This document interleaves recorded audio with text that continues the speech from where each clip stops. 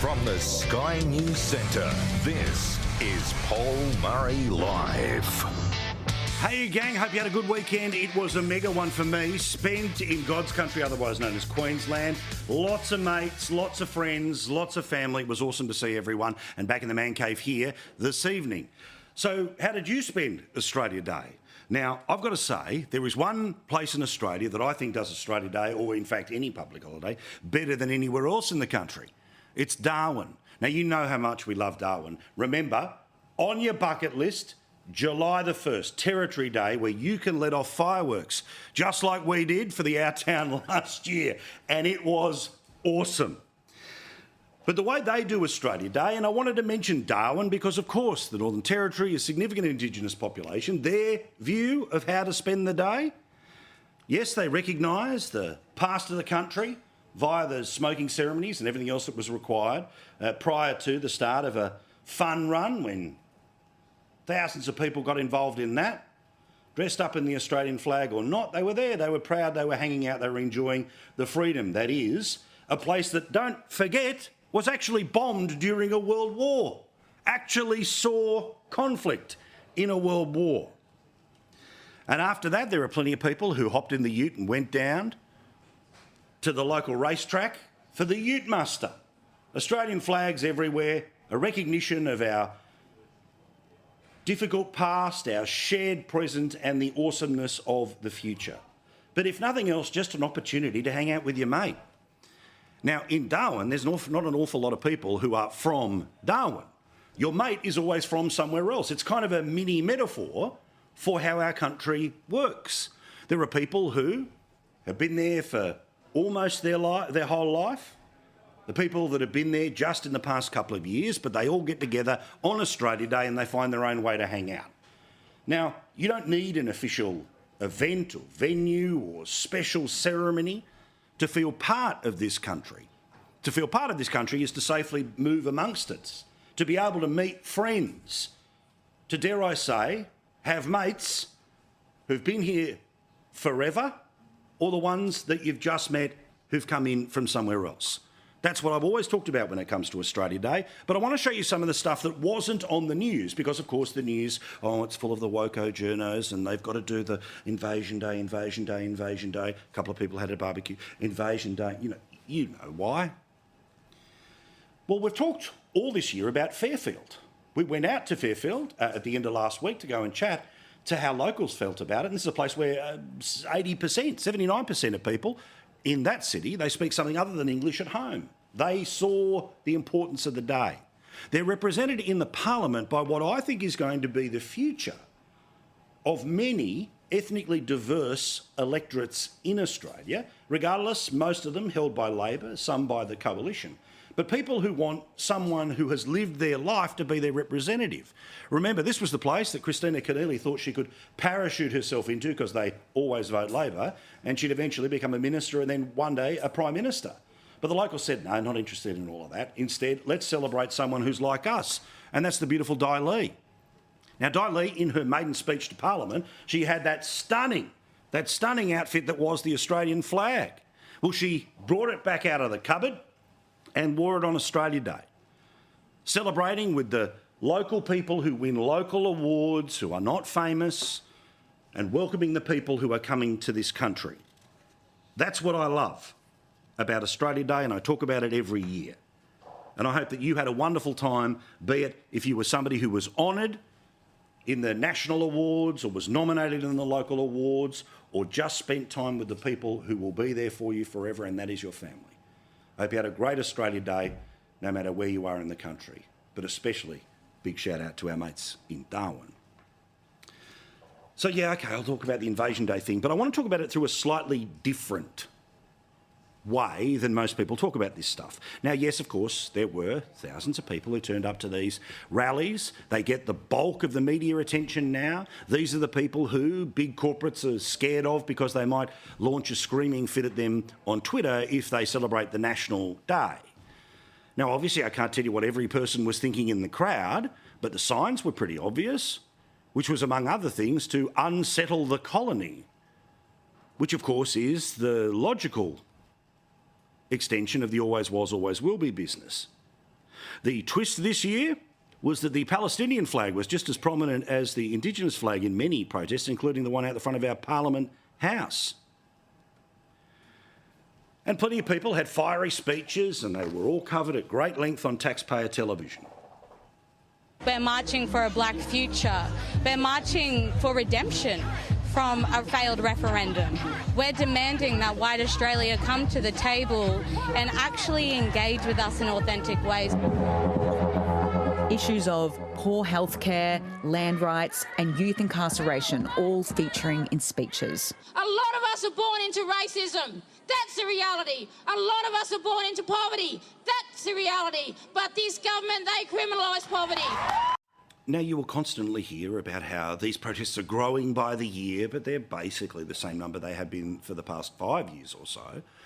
But you should also pay attention to the signs that are at these protests. Now, whatever the organisers say, there's always a sign that's being held up for the Communist Party or the Socialist Alliance.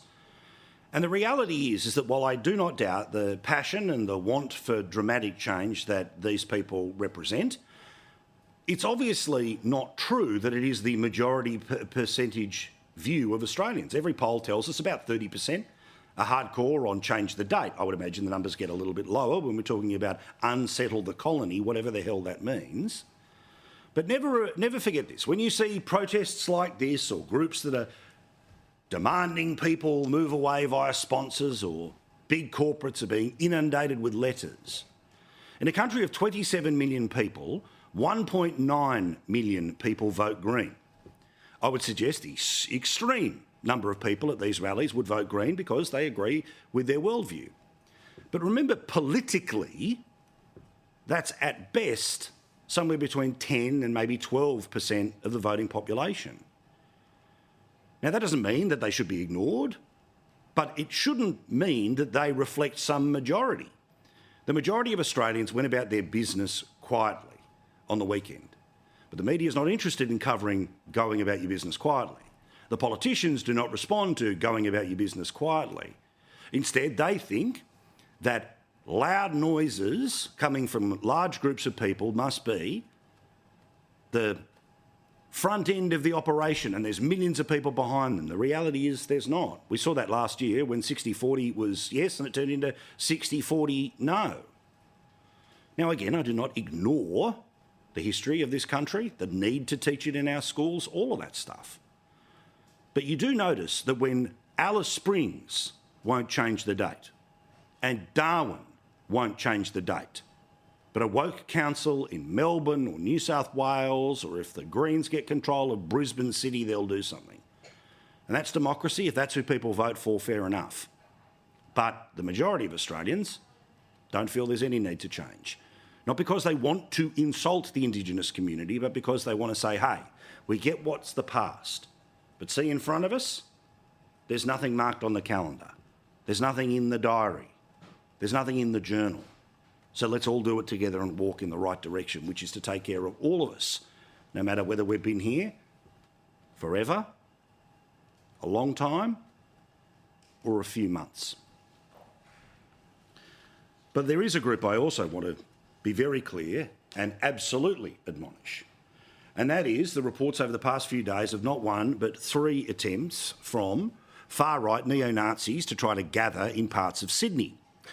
Now, interestingly, authorities were able to circumvent these meetings in part because they were able to follow them via the CCTV network that was across the train network in Sydney. This was good that they were identified, they were intercepted and police dealt with them. Also, the New South Wales Premier has exactly the right view around these people, which is, if they want to hide behind a mask, that's their choice, but they should be named and shamed for, among other things, detestable views that are not questioning the narrative, but are outright hate. Police are meeting these obnoxious and appalling racists head-on in New South Wales streets, and the message I would say really loud and clear is those who are attempting to menace people in an anonymous way.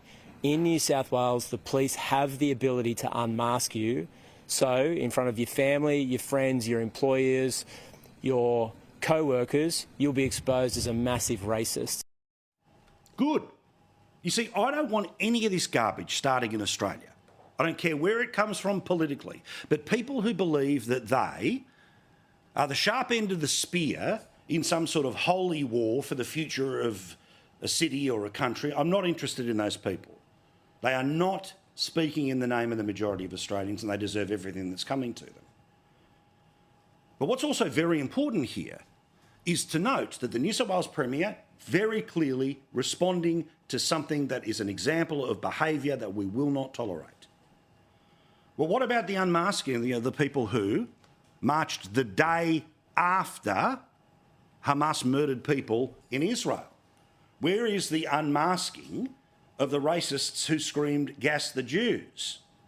Where was the intercepting of people as they marched from Town Hall to the Opera House? Instead, those people were guided by police because, as we told you last year, the police freely admitted, oh, it's too many people to deal with.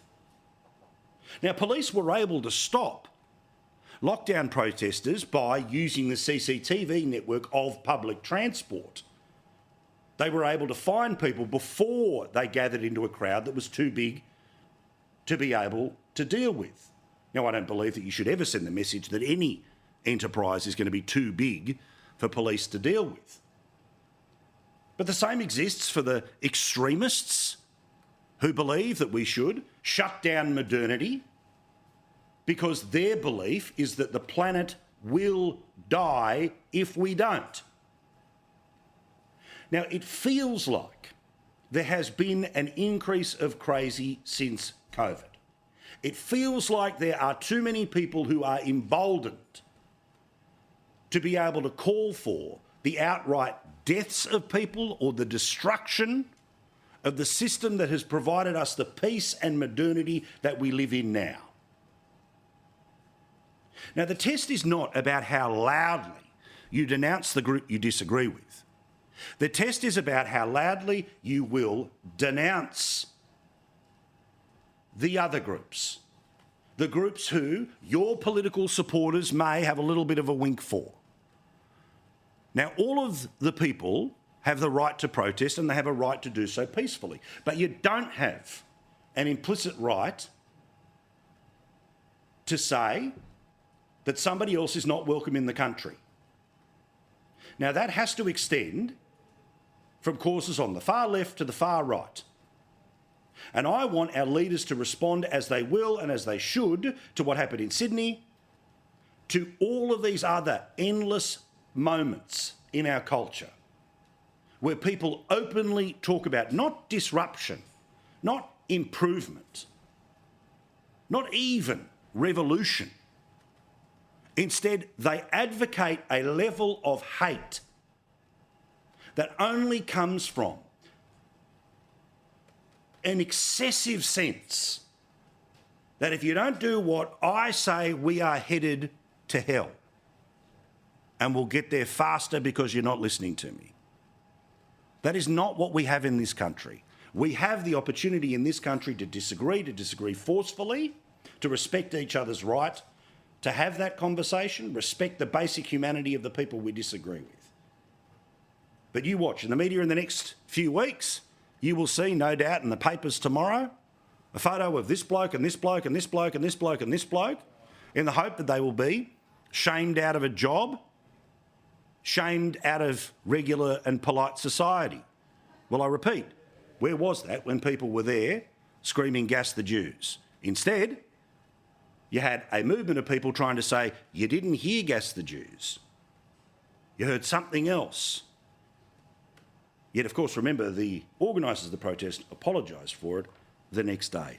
I'm done with the crazies who say we've got to do it their way all the time. Now, I will sit here and be very forceful on issues, but the idea that you take to the streets with the impunity to say that other and your fellow Australians must go for whatever reason you think is the holy reason, not on our watch. Now, as we know, Prime Minister played the home game last week at the Press Club where he delivered what had been telegraphed all week, worked over by the press gallery, in the hope that this weekend, as people were sticking around the barbecues, they'd be going, yeah, how good's that Albo tax cut going to be? Oh, geez, it's going to be fantastic, right? Oh, he's amazing. I know he stuffs up a lot. I know he's kind of told lies in the past, but, you know, $15 a week, that'll change my life. Well, of course, the day after was Australia Day, and the Prime Minister was forced to defend his lie, and he did it in this way. This package is aimed fairly and squarely at middle Australia. And when economic circumstances change, it would be irresponsible to not change economic policy. We've been upfront about that. You've said my word is my bond, and now you have to say, oh, sorry, I didn't really mean that. This is about putting people before politics, and we've made the right decision for the right reasons. So you see that there.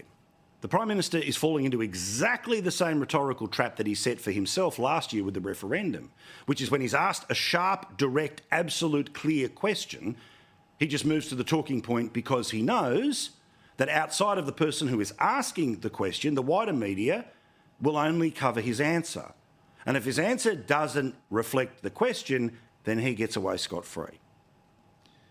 Well, I don't know how the conversations went in your part of the world or with your family over the past few days, but people, of course, understand $1 extra is great, fine, thanks.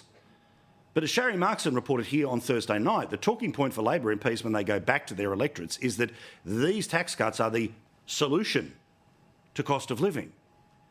Now, of course, that's garbage. No one's life is made materially better by $14, $24 or $40 a week. Instead, it's just a political tactic for a government that did nothing last year when things were really bad. If he's now saying, we're doing the right thing because the economic circumstances have shown us cost of living is a problem, well, pal, they were worse last year. Yet that was the year you took $1,500 off them.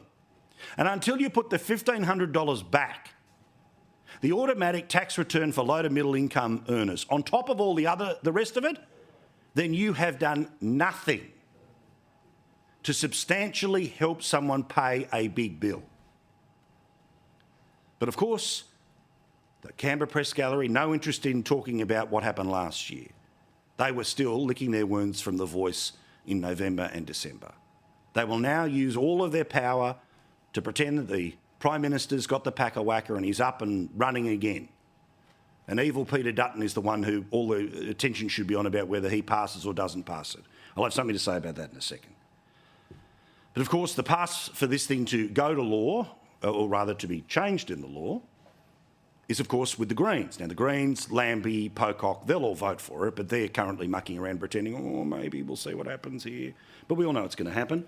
The price for the Greens is that they want the tax-free threshold to increase. They haven't put a number on it, but they want the tax-free threshold to presumably go way past $20,000. That, of course, comes at the cost of the budget, but, you know, who cares? Other people's money. You can imagine the tax brackets for the Greens, right? Like it's $100,000 and below nothing, $100,000 and above everything. And just keep borrowing money because who cares? But the problem for the Prime Minister is going to be the words that he said on Channel 7 last year in a little chat about tax cuts, apart from anything else. Now, he's out there saying, no, don't worry, no more change. I'm making this change, but no more change. But then didn't he say there was going to be no change? So now he wants credit for saying no change to the change that he wasn't going to change. My word is my bond. And God love Philip Curry, excellent reporter for the Financial Review. He's been around for a while and he doesn't fall for the BS. He covers the press conference, but then he actually reads the documents behind it. And he was able to work out, when you have a look at these documents, that after keeping the tax rate at $190,000, keeping the 37 cents in a 37 cents in a dollar rate, as well as the higher rate of 45, and remember, the 2% Medicare levy on top of that is actually a compulsory increase, so the maximum rate of tax in this country is 47 cents in the dollar, not 45. Well, he was able to work out that bracket creep, as people move into 37, into 45, will produce an extra $28 billion for the federal government.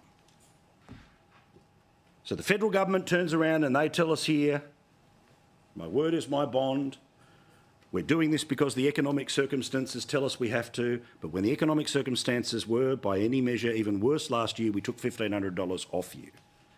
Hence why I think the line coming out of the Liberal Party at the moment, that there's a liar in the lodge, is actually going to be quite important.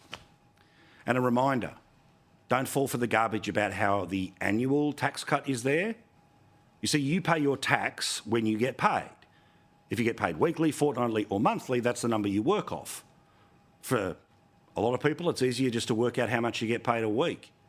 Remember, all of this noise, all of these lies, all of these changes, the grand benefit, $45,000 is $15.46 a week.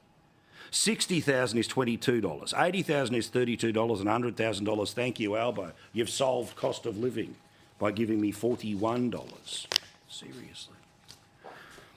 Meantime, simple advice to the Liberal Party as an observer, nothing else. I'm not a participant in the process, unlike the people in Canberra and the media in Canberra. I'll just say to you publicly what I would say privately if anyone asks me. Obviously, they're going to vote for it, because they should do exactly what Labor did when they were committing to what they ultimately broke, which is that the simple line out of the opposition should be, of course, we're always going to vote for a tax cut, so we'll vote for the tax cut. What we're going to fight against is bracket creep. And we'll try to amend it in the Senate, but guess what? They should move an amendment in the House and in the Senate to stop the bracket creep part of this, because I'd love to see the vision of all those Labor MPs, Greens and Teals moving to one side saying we're for bracket creep, while the opposition was on this side saying no, we're going to fight bracket creep. And even though the numbers are going to be this way, which means you lose the vote, you won't lose the message. The message about a piddling amount of money, a lie in and around all of this, not to mention treating people like mushrooms, that when the House was really on fire last year, they didn't even throw a bucket at it. Now they're throwing a thimble at it and they want credit for it. No, none of that. For her part, Susan Ley was on television today, rolling back where she was last week, and they're going to look at the detail. That's code for they'll end up backing it, as they should. Otherwise, Albo goes and pretends that the Liberal Party is anti-tax cuts, and that's something that you would think is not in their DNA. We've got to go through the fine print on this, Andrew, because you can't trust anything this government says. But have they got you if you don't pass on the $16? Or is it not to? We will look at whatever comes in front of us. One thing I've been doing a little bit of time on the Australia Day long weekend was reading up on the Australians of the Year. Now, I don't know their political positions and I don't know whether they're going to come out and say whatever they want about change the date in a few weeks' time. But fascinating stuff about Professors Richard Scolyer and Georgina Long. Now, they are the Australians of the Year. They did incredible work on melanoma research and on treatment. Now, no disrespect, but remember last year, the Australian of the Year was somebody talking about body positivity? Well, now, thankfully, these are the go-to experts to not just say that slip, slop, slap is something we should all remember from the ads, but we all need to take sun protection more seriously. We all need to live by no hat, no play. And while it might be frustrating when you're going for a run and you'd love to get around in a singlet, don't do it. Because eventually you're going to expose yourself. You're going to expose yourself to something that would kill you. Now, in the same way that Australia has made it very clear that they don't want to smoke cigarettes because it will kill them, and rightly so, Australians seriously need to learn that the sun can produce a cancer that will kill you too. So I thought their comments on the eve of Australia Day were worth reflecting on now. And just even if you've never done it, start tomorrow. Every time you go outside, wear a hat, wear glasses, sunscreen. Yes, it'll be a 30-second punish as you're leaving the house because you don't know where you left them yesterday. But imagine the alternative. This, in part, is what they had to say in their speeches. When it comes to tanning, We are swimming outside the flags. A tan is skin cells in trauma from overexposure to UV radiation from the sun. There is nothing healthy about a tan, nothing. Our bronzed Aussie culture is actually killing us. Imagine the outcry if smoking was still glamorised like this. We must elevate sun safety to equal status with other life-saving safety measures like wearing a seatbelt or a helmet. And just to drive the point home, and I'm not nanny stating you, I just want you to be around for as long as humanly possible. So your friends and your family can love you as much as they do in person for as long as they can. What one of the professors had to say is the exclamation point about why he cares. I stand here tonight as a terminal brain cancer patient. I love my life, my family, my work. I have so much more to do. Devising this world-first experimental treatment for my type of brain cancer was bold. The decision to take on Georgina's groundbreaking plan was a no-brainer. Here was an opportunity for us to crack another incurable cancer and make a difference. Bloody oath, do it tomorrow. I'm starting it, you can too. All right. Lang Walker is one of the great Australians, and sadly he has left this mortal coil, but he was a bloke who dreamt big, delivered big, one of those dynamic Australians who we are all the poorer for losing. He was a philanthropist, he was a builder, a developer, and I've got to say, the idea of being able to change the skyline of a city or to change a development in a community that means more jobs, happier lives, better homes, good assets for people is an incredible legacy. Now, I had the opportunity to talk to him a couple of years ago when we were doing in our town, and I just was blown away by the type of Australian that he is and the legacy that will never be forgotten. What's it like to go for a drive and see how you changed a place for the better? Well, it's very exciting. You have a look at the Finger Wharf at Woolloomooloo. That was going to be demolished, and look at it today. It's been a great success. King Street Wharf, that was another project that was dilapidated and going nowhere. That whole Rhodes Peninsula, that was something that, if you looked at that 23, 25 years ago, it was all contaminated. He changed the joint for the better, and he was a great bloke doing it. Strength and love to Lang Walker's family and wider friends. And sporting-wise, yeah, Australia lost in the cricket, but I've got to say I'm not that cut up about it, because seeing the West Indies coming back to form, and how good is the bloke with all the wickets. A sensational bit of telly today on Fox Cricket. Brian Lara, part of their call team, well, he was out of his skin happy to see West Indies beat Australia as they did today in Brisbane. It's unbelievable. 27 years to beat Australia in Australia. Young, inexperienced, written off. This West Indies team can stand tall today. West Indies cricket can stand tall today. What a legend. Congratulations to them and everyone as part of the Summer of Cricket. Let's get into the chat. We will do so with no sooks, no lefties for the rest of the show. So quick break, back with more, plenty to talk about, from tax to some of the nutters trying to pull us apart. More in a sec here on Paul Murray Live. Thanks for watching this Sunday. Hope you're having a great weekend.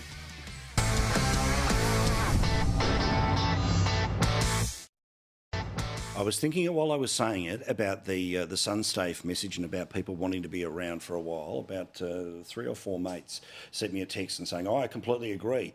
Can you get off the smokes, Paul? Fair point. But of all of my very bad habits, where do I start? The eating, the sun smut. We get it, okay? 3 very fit, wonderful people. No bad habits about them at all. Of course, former Liberal MP in the Federal Parliament, rock star that is Nicole Flint. So good to see you. The wonderful Keith Pitt, of course, in and around Bundaberg, the man who'd like to represent Keppel at the state election in Queensland, running for One Nation, is, of course, James Ashby. One and all, hello. Nicole, I'll start with you because I saw it all on Insta. There she was. Farm, flag, diesel truck. How did you celebrate Australia Day, darling? Well, Paul, we were down here working hard on the farm. We're in between Kingston South East and Robe in the beautiful state of South Australia. And my mum, dad and I spent all day with our sunscreen and our hats on, of course, Paul, following your sun-safe message. Thank you. But we were taking the rams out and drenching the sheep and then returning them all to their paddocks. But, Paul, I can tell you what we weren't doing. We weren't watching the cricket or the tennis, because our household has boycotted both. Dad started the trend. We fully supported his decision until our national sports codes decide to actually remember that they're Australian and representing all Australians, and until they stop boycotting our national day or telling us that we can't celebrate living in what is the best country on the face of the earth, we're not going to support them. Yep, I repeat, what about what 2 million doing. people? 2 million people vote Greens. Okay, great. There's far more who don't, Liberal, Labor and all in between. And they're the ones that were out and about in the farm or with the family on the weekend. How was it in Bundy, Keith? What'd you do? Oh, I snuck down to the Woodgate Beach Community Hall. It's about 45 minutes south of me. Everything gets a flag there, mate. Yes. Everything. Every table, every window, even the pieces of fruit have a bit of a flag stuck in them. And it was a really good breakfast and you know, great for them. And congratulations to those who won the community awards. I snuck back for a quick sparring round with your mate Kieran Gilbert. Yes. And then, unlike Nicole, I threw the thongs and the shorts on and I watched a couple of hours of cricket because I wanted to see how many people turned out with an Australian flag. And guess what? It was thousands. I was pretty happy to see them at the Gabba. And congratulations to the West Indies. They deserved to win. They're the best team on the day. I agree. James, did you get an Australian flag somewhere on the jet ski? Oh, but we keep the Australian flag up out the front of the house all year round, so that's typical for us. But here in Yeppoon, mate, we weren't talking about stolen land. We were talking about stolen cars because juvenile crime's through the roof here. But more importantly, we're having ice cream licking competitions. I love it. Good boy. We're having ice cream licking competitions on the beachfront in Yeppoon, and Side Hustle were on stage, mate. It was very good. How good. Great name for a band. All right, let's talk about bracket creep because that is, surprise, surprise, devil in the detail. Just like all, again, Nicole, I do love the way the sort of, political access media thing works, right? Which is, and normally, there'd be a little mini budget. They all sit in the room and they're handed out, documents that they barely read. And then they all ask each other, have you found anything? Have you seen anything? I know, because I've been in the damn room with these people as they ask. Well, of course, slowly but surely, it was all fed out that the $15 tax cut was going to make its way towards people. The talking point for Labor MPs is this is literally the solution to cost of living. The Prime Minister says, give us credit because we're reacting to the economic circumstances. But last year is when they took $1,500 off 10 million workers. That's right. And bracket creep will be $28 billion over 10 years. Oh, yeah, on top of that, he's a liar. Mm-hmm. Look, you can't say that it's going well again this year for the Prime Minister. I mean, I think on top of leaving the tax cuts aside, Paul, he desperately needed a circuit breaker. And at the moment, this does seem to be the change in debate that the PM desperately needed. Look, they've got a by-election in Dunkley at the moment that they're facing. They'll have one when former Prime Minister Scott Morrison retires. So of course, the Prime Minister and Labor want people thinking that they're going to get some great tax break. But if the coalition can get out the message that actually the government's going to be, in essence, $28 billion better off for these alleged tax cuts, then that may well help us. But it's not a simple message to get across. But I really think that on top of everything, the Prime Minister needed a circuit breaker to get us to stop people thinking about, record power prices, about interest rate rises, about the fact that he was flying all over the world and ignoring cost of living pressures here in Australia all of last year.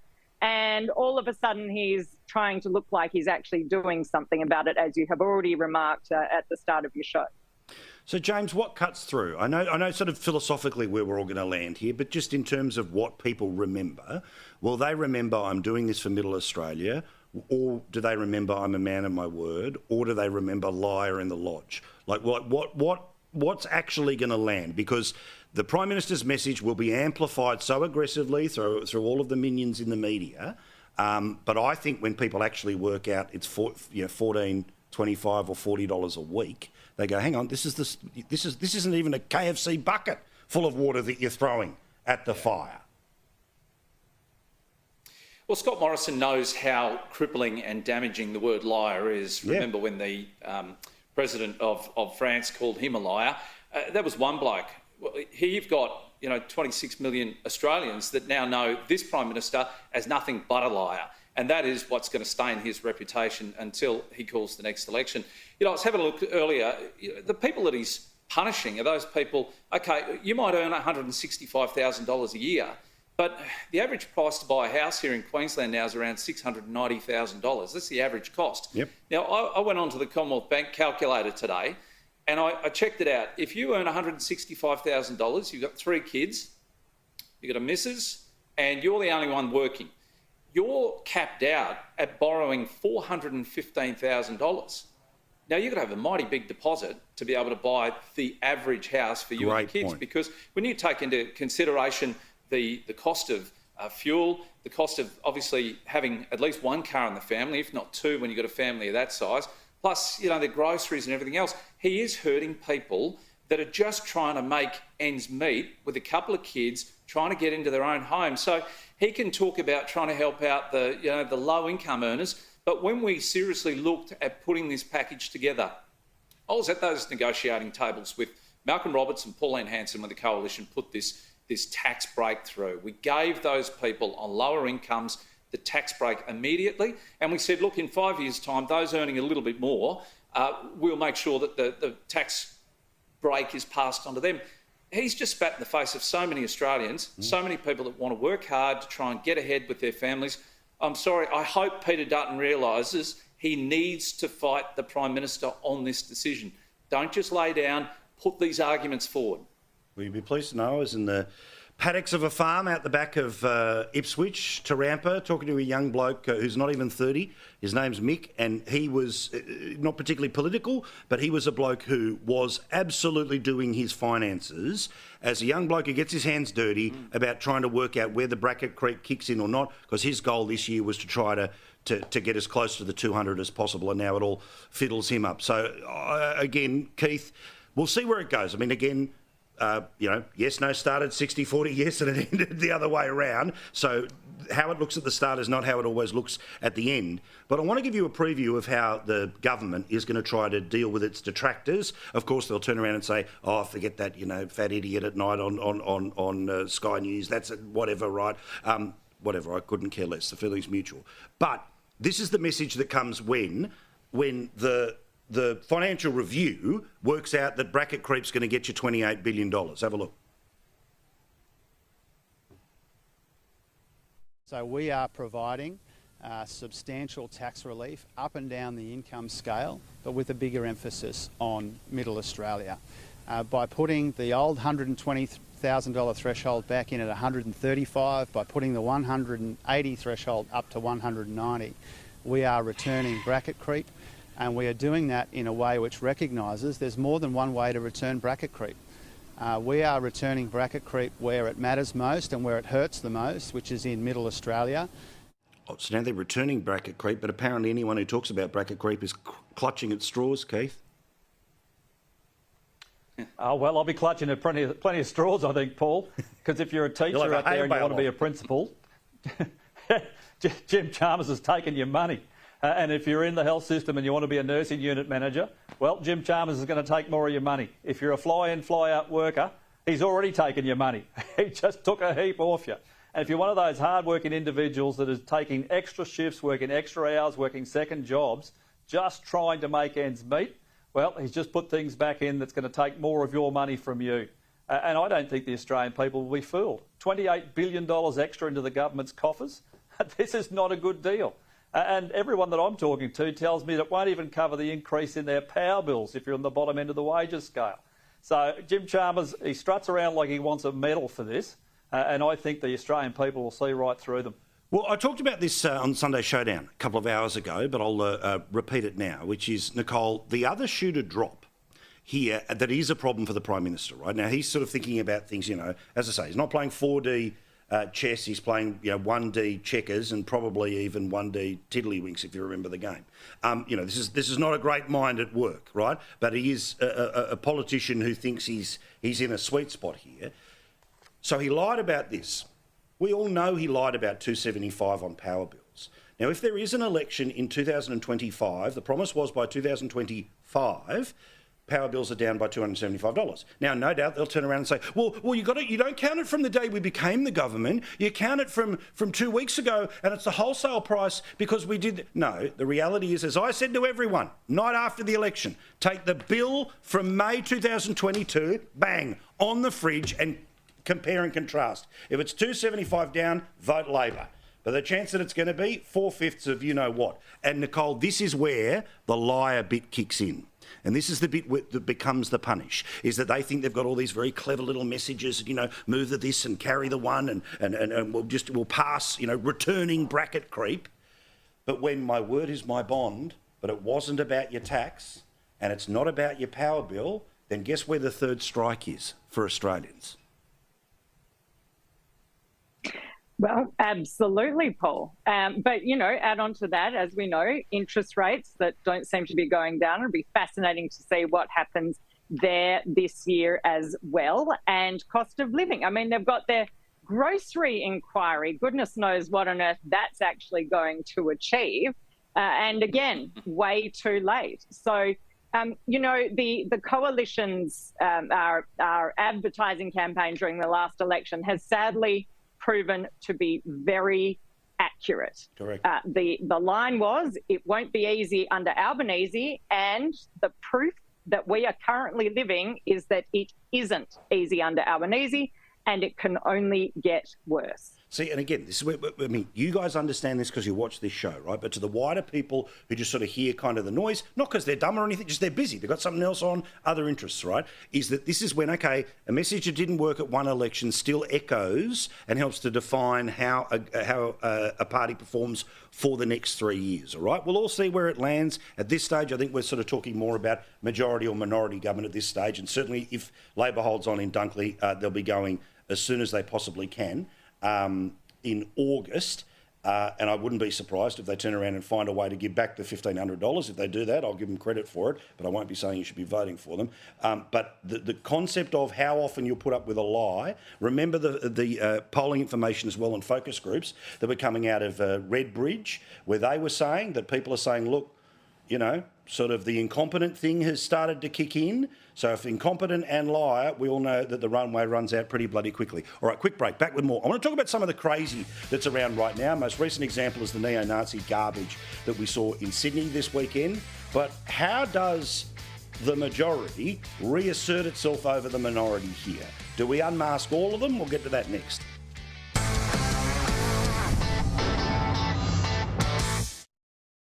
Thank you so much for watching. Keith Pitt, Federal MP in and around Bundaberg. James Ashby from One Nation, hoping to be the next member for Keppel in Queensland. And she's seen federal politics and she's loving to hang out with us here at Sky News. She's a lady of her word, as is her family, none other than the wonderful Nicole Flint. So, this weekend, now, like most people, again, you're kind of half paying attention, three times, there was an attempt from supposed neo-Nazis to gather. They were able to be intercepted on trains. They were eventually intercepted in a park, quite correctly. The Premier of New South Wales, he responds about these people and how there's no room for them in polite or even impolite society. And I agree with him. Anyone who covers their face while screaming or planning to do anything else in public like this, well, they deserve to be unmasked. Here's what he said. Police are meeting these obnoxious and appalling racists head-on in New South Wales streets. And the message I would say really loud and clear is those who are attempting to menace people in an anonymous way. In New South Wales, the police have the ability to unmask you. So in front of your family, your friends, your employers, your co-workers, you'll be exposed as a massive racist. Agree completely. But Keith, where was such action after October the 8th when the people were at the front of the New South Wales government-run Opera House saying gas the Jews. Now, again, this is not about trying to deflect and quick move to the other side. I'm saying the neo-Nazis, no problems with them, the full force of the law. But I say anyone who is so nutty that they start getting into this place where this person has to go from the country and that person has to go from the country and this group of people shouldn't exist, and then we start to get even more violent than there, then society has to respond like the New South Wales Premier did. But I'd like the same response to people who said gas the Jews, and those images went around the world, Keith. Paul, Australia is a land of extremes. It's not a land for extremists. Extremists, they're not welcome here. Well said. We won't have this. I'll be that firm, mate. We will not have this. It is unacceptable, and I don't care whether it's the calling for gassing of the Jews or it's neo-Nazis. It is not acceptable to the Australian people. It's not acceptable to me as a Member of Parliament. And if there is action to be taken, well, I'll guarantee you the opposition will stand with the Labor Party and the Federal Labor Government if that is what is required. But, mate, I'd ask you to cast your mind back. You remember the big hoo-ha about face coverings a few years ago and everyone was a racist, etc., etc.? Well, it would have applied to all of these individuals. Correct. So I think there's actually something to be said for some of these issues that have been dealt with over a period of time. Correct. But I'll say it again, mate. We won't have this, not in this country. It is unacceptable. This is Australia, so pull your heads in. The other thing we should be looking at, Paul, and I'll just be really brief, we should get rid of all of those social media accounts which are anonymous, because they just work themselves into a frenzy. I agree. You have so many people who think they can do whatever they like on social media. The impact on our kids, particularly on young teenagers, and the tragic circumstances that occur there, I think we should act on this regardless of what the social media companies want, regardless of what it does and impacts on their share prices. I don't care. We need to act. I couldn't put it better. James, I mean, again, it just feels, and okay, we know there's an awful lot of protests, and I think that sort of protests don't quite have the power that they used to, but the type of stuff, be it somebody stopping traffic on the Harbour Bridge because of climate change, or somebody holding a banner saying, decolonise, or this person saying gas the Jews, or the people who are in this sort of my way or the highway world, it's not middle Australia. It's not even sort of passionate Australia to the left or to the right. None of these people went out there with the intention of harmony. They went out for the intention of harassment and chaos. And look, we're not interested in our party. You're not patriots. You're nothing of the kind. Exactly. You're thugs. And when you put that ski mask on and you dress in black, you're there to intimidate and frighten. And not to mention, Australia Day is supposed to be a day for families. And what you did out there, I don't care who you think you are, who you think you represent, you're not representing the majority of Australians who just went out there over the weekend for a peaceful, fun weekend. Whatever your reasons for being out on the streets were, to celebrate Australia Day or condemn it, I don't care. Take the bloody masks off, and if you've got something to say it in full view so we know exactly who you are. And I'm 100% with Keith on that fact on social media. Keith makes a really good point. Well, and also the other issue here too is that you end up giving the extremist on the other side, the bogey man, woman, person, we're very inclusive here, that they are looking for with whatever the argument is that they're trying to make. All right, Nicole, you can start us off with a practice we do here on Sunday nights, which is you've got to give me a bold prediction for the week ahead. This is legally binding, okay? What do you think is absolutely set in stone, definitely happening this week, apart from more fun at the farm? Well, I think Anthony Albanese is going to have a shocker, and his first week back in Parliament, which I think is next week. I'm losing track of days at the moment, Paul, where I'm a bit busy. I think he's going to have a shocker. I think we're going to hold him, well, everyone who can see through his lies, we're all going to hold him to account, and he is going to have another terrible week as people understand what the alleged tax cuts really mean for them. Bloody oath. All right, give me bumper stickers, boys. I'm out of time here. Keith? Well, there'll be a deal already done with the Greens in the Senate. It'll wipe out all of the tax cuts for the higher income earners at the top bracket, and you can guarantee that's already done because that's what the communists want. Good point. James? Distract.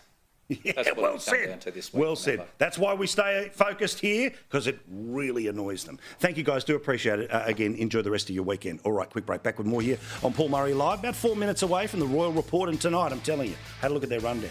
One of their best.